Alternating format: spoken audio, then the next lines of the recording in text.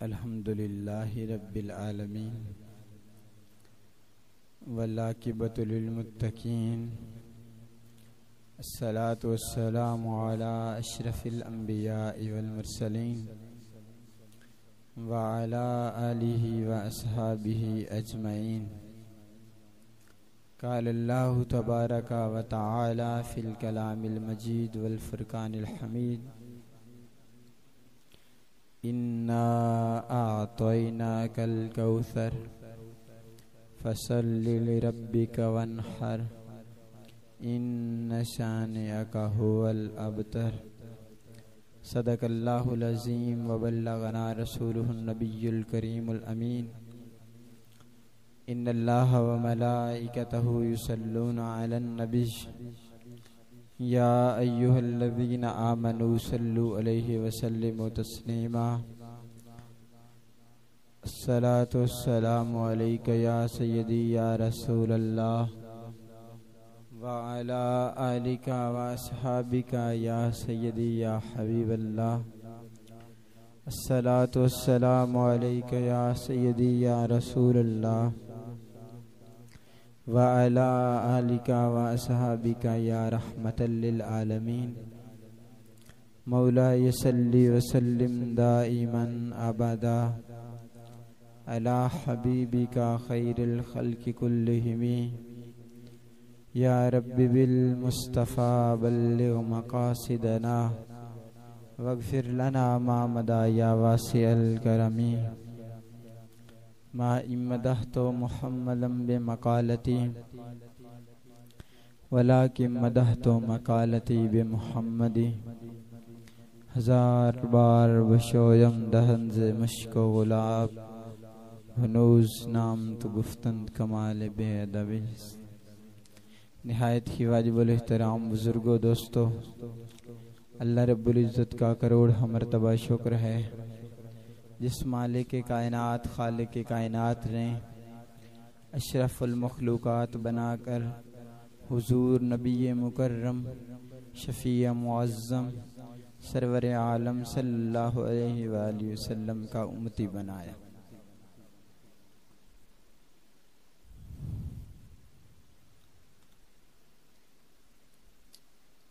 अल्लाह रब्बुल इज़्ज़त दुनिया के अंदर मुख्तलिफ नेमतें अता फरमाता है, मुख्तलिफ कामयाबियाँ नसीब फरमाता है। लेकिन ये बात हमेशा याद रखें कि दुनिया की जितनी भी नेमतें हैं ये अल्लाह मोमिनों को भी अता फरमाता है, काफिरों को भी अता फरमाता है। लेकिन जो आखिरत की नेमतें हैं वही असल हैं, क्योंकि वो अल्लाह रब्बुल इज़्ज़त सिर्फ मोमिनों को अता फरमाएगा, काफिरों के लिए उन नेमतों में से कोई हिस्सा नहीं।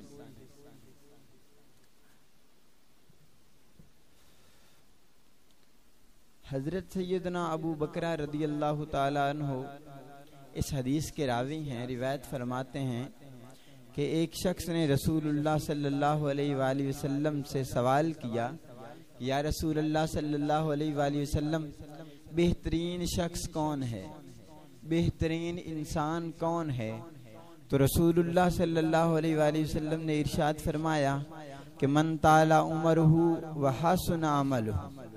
सरकार ने इरशाद फरमाया जिसको अल्लाह रब्बुल इज़्ज़त लंबी उम्र अता फरमाए और फिर हुस्न अमल अता फरमाए, उसके अमल अच्छे हो जाए, जिंदगी भी अल्लाह रब्बुल इज़्ज़त बरकतों वाली कर दे और फिर उस बरकतों वाली जिंदगी के अंदर अल्लाह रब्बुल इज़्ज़त उसे अमल करने की तौफीक अता फरमाए, तो वो खुश नसीब लोगों में से है।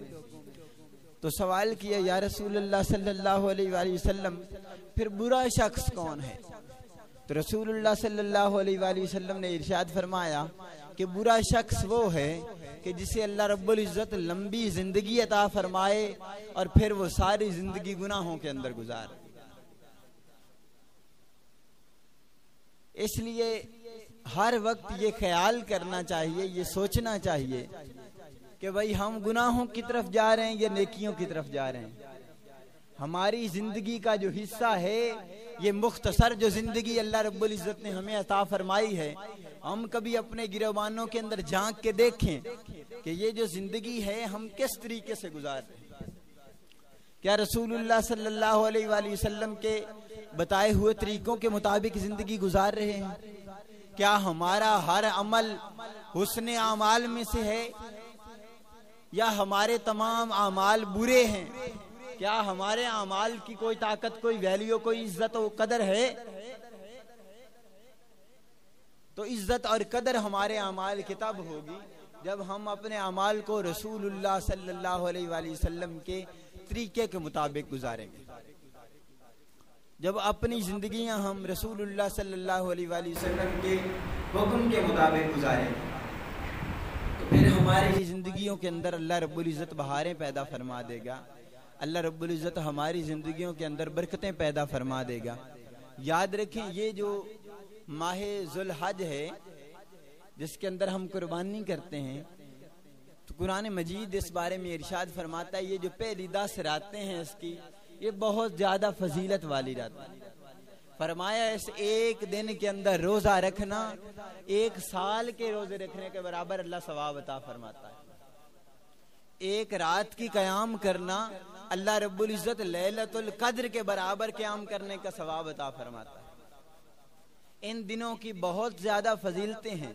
रसूलुल्लाह सल्लल्लाहु अलैहि वसल्लम अपने सहाबा को हुक्म इरशाद फरमाया करते थे कि इन दिनों के अंदर ज्यादा तौबा की जाए, इन दिनों के अंदर ज्यादा इस्तगफार की जाए, इन दिनों के अंदर ज्यादा बख्शिश को तलब किया जाए कि ये वो दिन हैं, ये वो रातें हैं जिन दिनों के अंदर, जिन रातों के अंदर अल्लाह रब्बुल इज्जत की रहमत ठाठे मार रही है।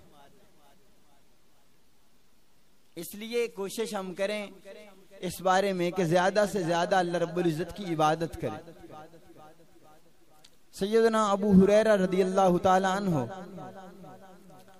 आपका फरमान भी यही है, फरमाया कि अल्लाह रब्बुल इज्जत के नजदीक सबसे पसंदीदा दिन जो हैं वो 10 दिन, ये 10 दिन जो जिलहज के हैं ये सबसे ज्यादा अल्लाह को पसंदीदा दिन है कि इनमें से हर एक दिन के अंदर रोजा रखना, हर रात को क़याम करना अल्लाह रब्बुल इज्जत को बहुत ज्यादा पसंद है।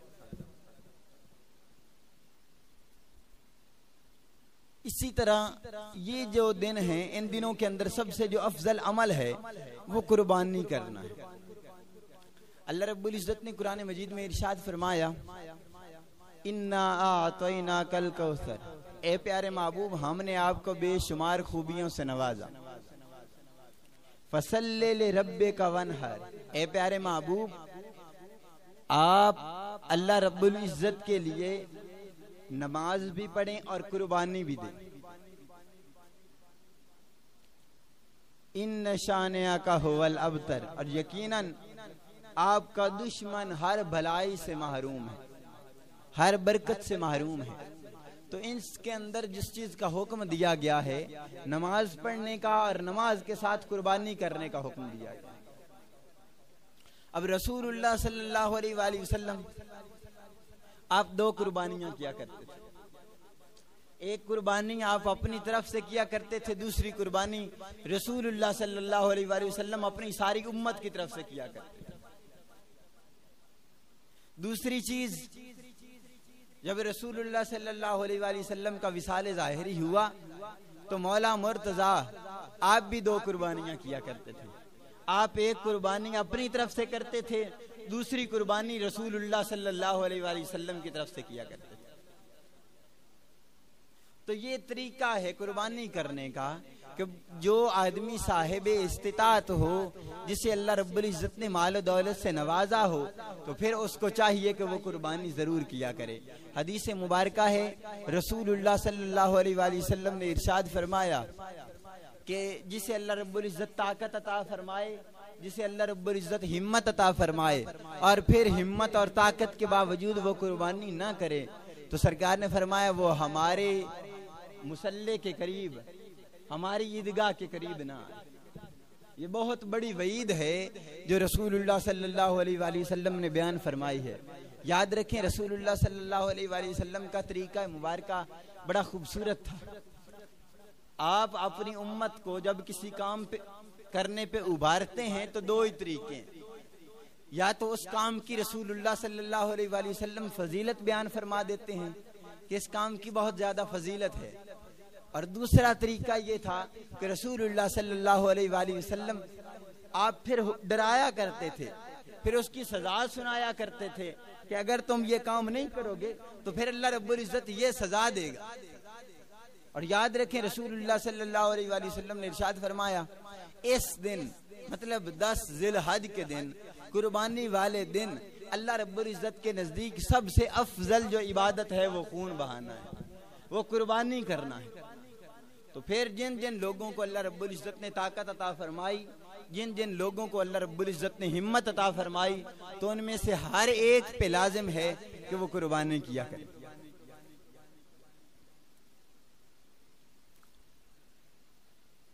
फिर कुर्बानी के मसाइल और फजाइल ये याद रखें कि कुर्बानी की बहुत ज्यादा फजीलत है।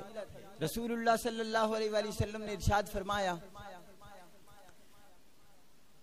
जब कोई आदमी कुर्बानी करता है तो कुर्बानी के जानवर का खून जो है वो जमीन पे बाद पे गिरता है, अल्लाह रब्बुल इज्जत उस शख्स के गुनाह पहले माफ फरमा देता है।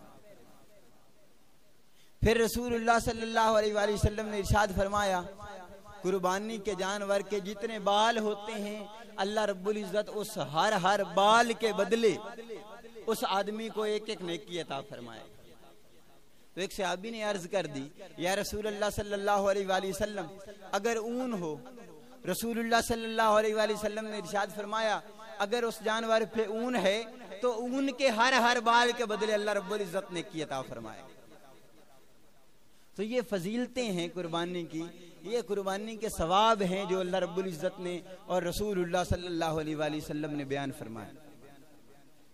फिर याद रखें रसूलुल्लाह सल्लल्लाहु अलैहि वसल्लम के गुलाम जो कुर्बानियां करते हैं, तो जितनी जिस कदर कोई आदमी ज्यादा कुर्बानी करता है तो कल क़यामत वाले दिन नेकियों के पलड़े के अंदर कुर्बानी का सवाब रख दिया जाएगा। अगर किसी आदमी की नेकियां कम होंगी तो जब उस पलड़े के अंदर कुर्बानी का सवाब रखा जाएगा तो अल्लाह रब्बुल इज्जत उस पलड़े के अंदर इजाफा फरमा दे, उस पलड़े को अल्लाह रब्बुल इज्जत खुद ब खुद भारी कर दे। इसलिए बंदा हर मुमकिन कोशिश करे, जिसे अल्लाह रब्बुल इज्जत ने ताकत अता फरमाई है, जिसे अल्लाह रब्बुल इज्जत ने हिम्मत अता फरमाई है, कर सकता है तो फिर उस आदमी पे लाजिम है कि वो कुर्बानी जरूर किया। मैं आज एक वाकया पढ़ रहा था और बड़ा हैरान हुआ कि एक बुजुर्ग फरमाते हैं कि मेरे भाई का इंतकाल हो गया। जब उसका इंतकाल हुआ कुछ अरसे बाद मैं ख्वाब के अंदर देखता हूँ, मेरी उससे मुलाकात हुई, मैदान हशर लगा हुआ है, तो मेरा भाई घोड़े पे सवार है, बड़ा जल्दी से जा रहा। मैंने उसे रोका, भाई जनाब रुको, आप बड़ी जल्दी में लग रहे हो, और इतने हसीन खूबसूरत लिबास के अंदर, और इतना माशाअल्लाह आपके पास खूबसूरत घोड़ा है, ये कहाँ से आया, किस तरह आया, तेरे साथ अल्लाह रब्बुल इज्जत ने क्या मामला फरमाया? तो कहने लगे कि मैंने एक बुढ़िया आदमी को सदके के तौर पे, तोहफे के तौर पे कुछ पैसे दिए थे, उन पैसों की वजह से अल्लाह रब्बुल इज्जत ने मेरी मगफिरत फरमा दी। तो कहने लगे, मैंने उनसे पूछा कि जनाब तुम्हारे पास ये इतना हसीन और खूबसूरत घोड़ा कहाँ से आया? तो फरमाने लगे कि मैं गरीब था, मेरे पास पैसे नहीं थे, उसके बावजूद मैं थोड़े थोड़े पैसे इकट्ठे करके अल्लाह रब्बुल इज्जत की बारगाह के अंदर कुर्बानी कर दिया करता था। अल्लाह रब्बुल इज्जत ने उन सारी कुर्बानियों के बदले में ये मुझे हसीन घोड़ा अता फरमा दिया कि आज बरोज़े क़यामत में इस घोड़े पे सवार होकर जन्नत के अंदर दाखिल हो जाऊं। तो ये चीजें हैं कि अगर आदमी के पास ताकत नहीं, हिम्मत नहीं, उसके बावजूद वो आदमी हिम्मत नहीं हारता, वो कोशिश करके कुर्बानी करता है, तो फिर अल्लाह रब्बुल इज्जत और दर्जात के अंदर बुलंदी फरमा देता है।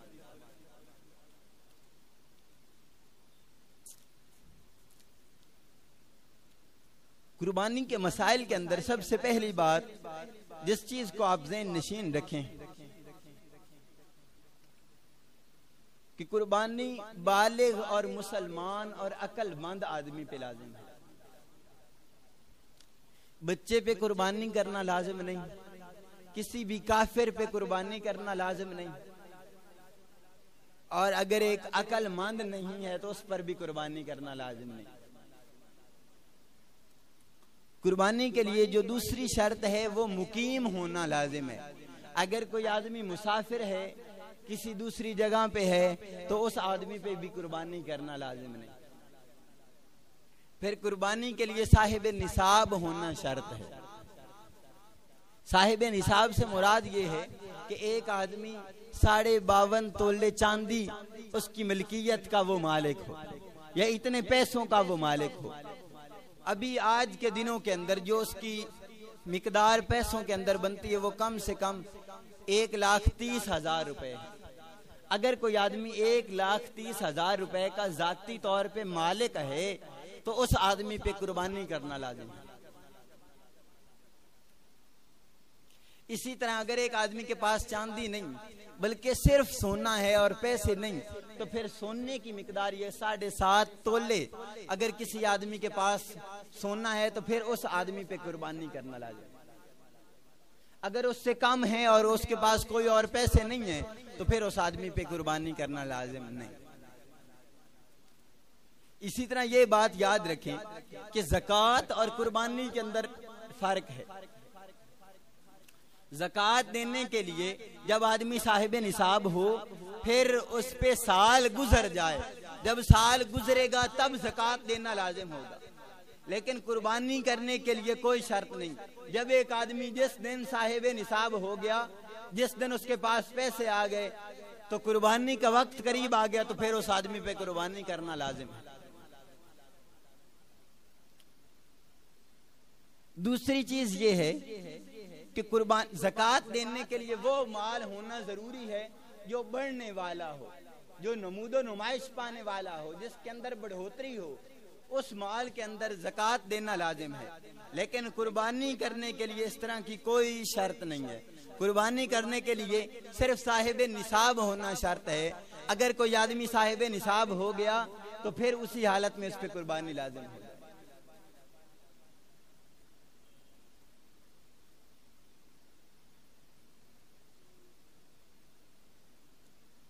फिर कुर्बानी का एक दूसरा जो अहम मसला है वो ये है कि अगर एक आदमी के पास कुर्बानी करने के पैसे हैं, उस पे कुर्बानी लाजिम हो गई, अब वो कहता है कि मैं किसी और को सदका कर देता हूँ।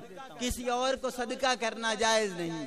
जब किसी आदमी पे अपनी जात पे कुर्बानी करना लाजिम हो गया तो फिर पहले वो कुर्बानी करेगा कि इस वक्त उस पे कुर्बानी करना लाजिम है, सदका और ज़कात देना लाजिम नहीं। इसी तरह अगर एक आदमी खुद साहिब निसाब है लेकिन उसके वालिदैन साहिब निसाब नहीं है तो फिर उस पे अपनी तरफ से कुर्बानी करना लाजिम है। लेकिन अगर उसके पास अल्लाह रब्बुल इज्जत ने उसे मालो दौलत ज्यादा अता फरमाया है तो फिर उसके लिए ये जायज है कि पहले अपनी तरफ से कुर्बानी करे, फिर अपने वालिदैन की तरफ से कुर्बानी करे, क्योंकि अपने ऊपर उसके कुर्बानी लाजिम है, वालिदैन की तरफ से कुर्बानी करना उस पर लाजिम और फर्ज नहीं है। तो अपनी कुर्बानी पहले करना लाजिम है, पहले अपनी कुर्बानी करे। अगर उससे ज्यादा उसके पास मालो दौलत है तो फिर जिसकी तरफ से चाहे वो कुर्बानी कर सकते।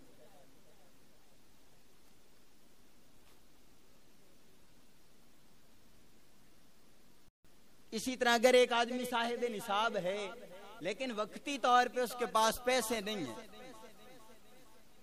तो उस आदमी के लिए जरूरी है कि किसी से कर्ज लेके कुर्बानी का जानवर खरीद के कुर्बानी करे, ये भी उस पे लाजिम है। इसी तरह फरमाया कि ऊंट जो है, अगर कोई आदमी ऊंट की कुर्बानी करना चाहता है तो ऊंट की उम्र कम से कम 5 साल होनी चाहिए। 5 साल से कम ऊंट की कुर्बानी करना जायज नहीं। इसी तरह गाय है या भैंस है, इस तरह के किसी जानवर की जो कुर्बानी अगर कोई करना चाहता है तो उसकी उम्र कम से कम 2 साल होना जरूरी है। 2 साल से कम जानवर की कुर्बानी करना जायज नहीं। इसी तरह बकरा है या भेड़ है या दुम्बा है तो उनके लिए 1 साल उम्र होना जरूरी है। लेकिन भेड़ या दुम्बा अगर वो 6 महीने का हो लेकिन इतनी ताकत वाला हो, इतनी हिम्मत वाला हो, मोटा ताजा हो कि दूर से 1 साल का अगर वो दिखाई देता हो तो फिर उसकी भी कुर्बानी करना दुरुस्त है।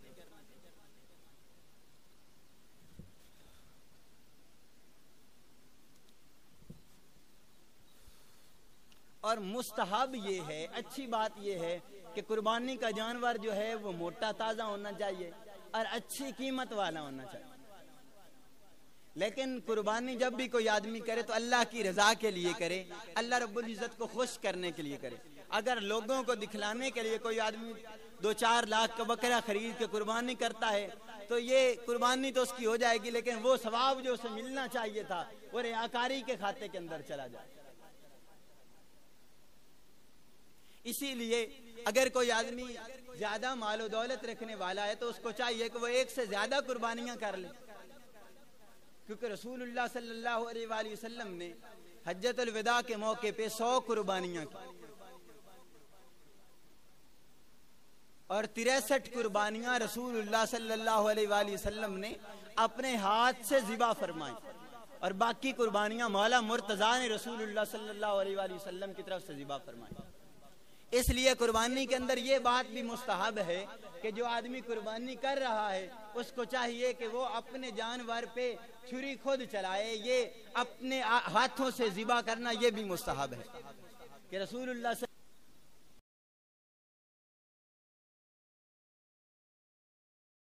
इसी तरह वो लंगड़ा जानवर के जो कुर्बान गाह तक ना जा सकता हो तो उसकी कुर्बानी करना जायज नहीं।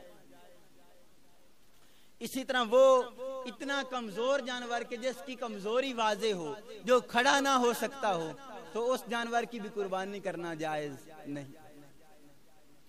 इसी तरह वो बीमारी के जो किसी जानवर को लग जाए कि जो बीमारी जाहिर हो या जिसकी वजह से वो चारा खाने या पानी पीने से भी रह जाए, तो ऐसी बीमारी की वजह से भी उस जानवर की कुर्बानी करना जायज नहीं। इसी तरह फरमाया अंधा हो जानवर या काना हो और जिसका कानापन जाहिर हो तो ऐसे जानवर की कुर्बानी करना भी जायज नहीं। इसी तरह वो जानवर की जिसकी पैदाइशी तौर पर कान ना हो तो ऐसे जानवर की कुर्बानी करना भी जायज नहीं। इसी तरह वो जानवर के जिसकी दुम आदि या तहाई काट दी गई हो, तहाई से ज्यादा काटी गई हो, तो ऐसे जानवर की कुर्बानी करना भी जायज नहीं। इसी तरह वो जानवर के जिसके दांत गिर जाएं और इस कदर ज्यादा दांत गिर जाएं कि वो चारा खुद ना सही तरीके से खा सके, तो ऐसे जानवर की कुर्बानी करना भी जायज नहीं। इसी तरह वो जानवर के जिसका सींग जड़ से टूट जाए, उखड़ जाए, तो ऐसे जानवर की कुर्बानी करना भी जायज नहीं। इसी तरह वो जानवर बकरी है अगर जिसका एक थन अगर खुश्क हो जाए तो उस बकरी की कुर्बानी करना भी जायज नहीं। इसी तरह अगर भैंस या गाय है जिसके 2 थन जो हैं वो खुश्क हो जाएं, उनसे दूध ना आता हो, तो फिर उसकी कुर्बानी करना भी जायज नहीं, क्योंकि ये ऐब है और ऐसा ऐब जो जाहिर हो, जिसका पता चल रहा हो। किसी जानवर के अंदर भी अगर इस तरह का कोई ऐब पाया जाएगा तो उसकी कुर्बानी करना जायज नहीं। इसी तरह दूध देने वाला जानवर जो है इसकी कुर्बानी करना नापसंदीदा है। अगर किसी आदमी के पास कोई और जानवर मौजूद है, उसके बावजूद वो गाभन या दूध देने वाले किसी जानवर को ज़िबा करता है, उसकी कुर्बानी करता है, तो ये नापसंदीदा है। लेकिन अगर किसी के पास कोई और जानवर नहीं है और उस पर कुर्बानी लाजिम है तो फिर उसकी कुर्बानी वो कर सकता है। इसी तरह अगर ज़िबा करते वक्त जानवर उछलता है, कूदता है, उसकी वजह से उसकी टांग टूट जाती है या उसे कोई जख्म आ जाता है, तो ये उसके अंदर ऐब शुमार नहीं किया जाएगा और उसकी वजह से उसकी कुर्बानी को रोका नहीं जाएगा, बल्कि उस जानवर की कुर्बानी की जा सकती है।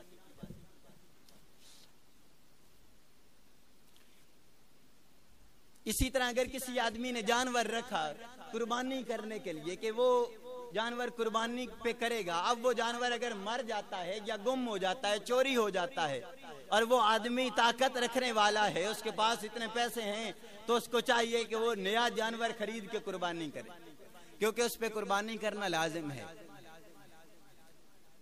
इसी तरह वो जानवर जिसको आप कुर्बान कर रहे हैं तो कुर्बानी से पहले उससे कोई नफा लेना जायज नहीं।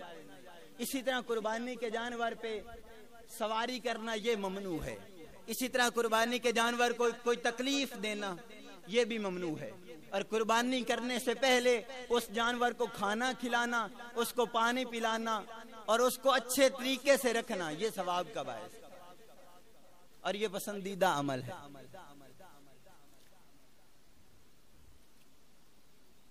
बकरी, दुम्बा, भेड़ वगैरह इसकी सिर्फ एक आदमी कुर्बानी कर सकता है, इसके अंदर कोई और शरीक नहीं हो सकता। लेकिन गाय है, भैंस और ऊंट, इनके अंदर 7 आदमी शरीक हो सकते हैं।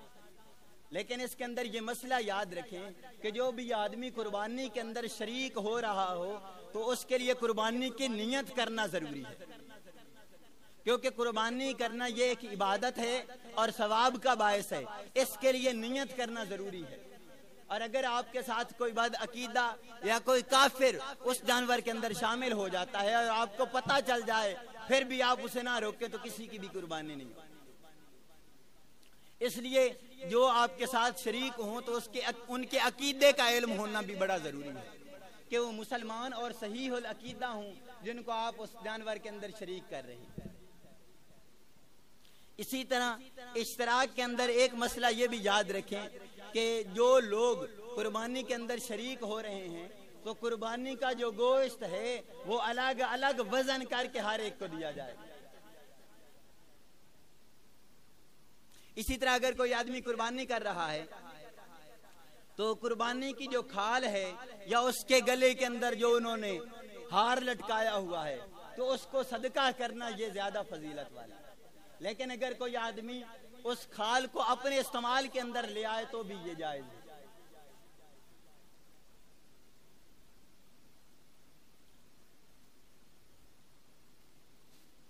इसी तरह कुर्बानी का जो वक्त है वो ये है कि जब आदमी नमाज ईद उल अजहा पढ़ ले 10 ज़िलहज को तो उसके बाद कुर्बानी करे। रसूलुल्लाह सल्लल्लाहु अलैहि वसल्लम के गुलाम उन्होंने 10 ज़िलहज को रसूलुल्लाह सल्लल्लाहु अलैहि वसल्लम की कुर्बानी करने से पहले कुर्बानी कर ली। फिर बारगाह मुस्तफ़ा सल्लल्लाहु अलैहि वसल्लम में हाजिर हुए।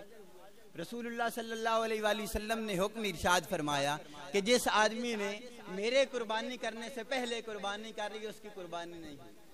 तो वो खड़े हो गए, अर्ज की या रसूलुल्लाह सल्लल्लाहु अलैहि वसल्लम मैं ईदगाह में आने से पहले कुर्बानी करके आया हूँ। रसूलुल्लाह सल्लल्लाहु अलैहि वसल्लम ने इरशाद फरमाया तुम्हारी कुर्बानी नहीं हुई, दोबारा कुर्बानी करो।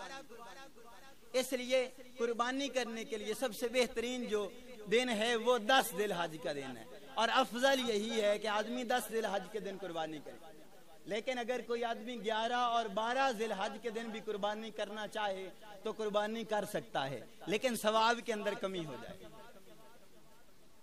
इसी तरह कुर्बानी के गोश्त तकसीम करने के अंदर ये याद रखें कि कुर्बानी की खाल या जो दीगर चीजें हैं वो आप ज़िबा करने वाले को उजरत के तौर पे नहीं दे सकते।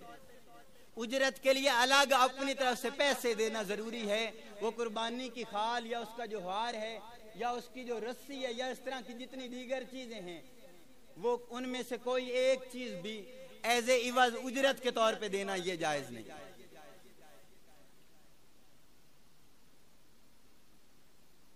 इसी तरह रसूलुल्लाह सल्लल्लाहु अलैहि वसल्लम के फरमान के मुताबिक जब कोई आदमी कुर्बानी करे तो कुर्बानी ज़िबा करते वक्त ये दुआ पढ़े, अल्लाहुम्मा तकब्बल मिन्नी कमा तकब्बलत मिन खलीलिका इब्राहीम अलैहिस्सलाम व हबीबिका मुहम्मदिन सल्लल्लाहु अलैहि वसल्लम। ये ज़िबा करने वाला जो है अगर खुद अपनी कुर्बानी ज़िबा कर रहा है तो उसको चाहिए ये दुआ करे। इसी तरह अगर जानवर ज़िबा हो चुका है, गोश्त तकसीम हो चुका है, उसके बाद अगर कोई आदमी वुसअत रखता है तो उसको चाहिए कि कुर्बानी के 3 हिस्से कर ले। ये मुस्तहब अमल है कि एक हिस्सा वो गरीबों के अंदर तकसीम करे, एक हिस्सा अपने रिश्तेदारों और दोस्तों के अंदर तकसीम करे और एक हिस्सा जो है वो अपने घर खाए। लेकिन अगर कुंबा बड़ा है, ज्यादा घर वाले हैं तो फिर अपने घर के अंदर भी वो खा सकते हैं, इसके अंदर कोई ममानियत नहीं। इसी तरह कुर्बानी के जानवर का जो गोश्त है उसकी तकसीम के अंदर अगर वो सारा का सारा गोश्त है वो सब के अंदर तक और फिर वो एक आदमी जो है वो सब के अंदर तकसीम कर देता है सारे मुत्तफिक हो के तकसीम से पहले अगर एक आदमी के सपोर्द कर देते हैं कि ये गोश्त तेरा हुआ, अब फिर वो आदमी अगर सब के अंदर अपने अंदाजे के मुताबिक तकसीम कर देता है तो तकसीम हो जाएगा, वगरना अगर सब आदमी खुद बैठ के तकसीम करना चाहें तो फिर उनके लिए ये जरूरी है कि सारे लोग वजन करके तकसीम करें ताकि सारे लोगों को बराबर बराबर हिस्सा पहुंचे। और कुर्बानी के ये सारे मसाइल सीखना और इन पे अमल करना जरूरी है ताकि हमारी कुर्बानियां जाया होने से बच जाएं। और जो लोग कुर्बानी करने की ताकत रखते हैं, जो कुर्बानी करने की हिम्मत रखते हैं, तो उन सारे लोगों के लिए ज़रूरी है कि वो ज़रूर कुर्बानी करें ताकि अल्लाह रब्बुल इज़्ज़त उनकी इस कुर्बानी को कबूल फरमाए। अल्लाह रब्बुल इज़्ज़त की बारगाह के अंदर दुआ है कि अल्लाह रब्बुल इज़्ज़त इन मसाइल व फ़ज़ाइल को समझने की तौफ़ीक़ अता फरमाए और उन पे अमल करने की तौफ़ीक़ अता फरमाए। वमा अलैना इल्लल बलागुल मुबीन।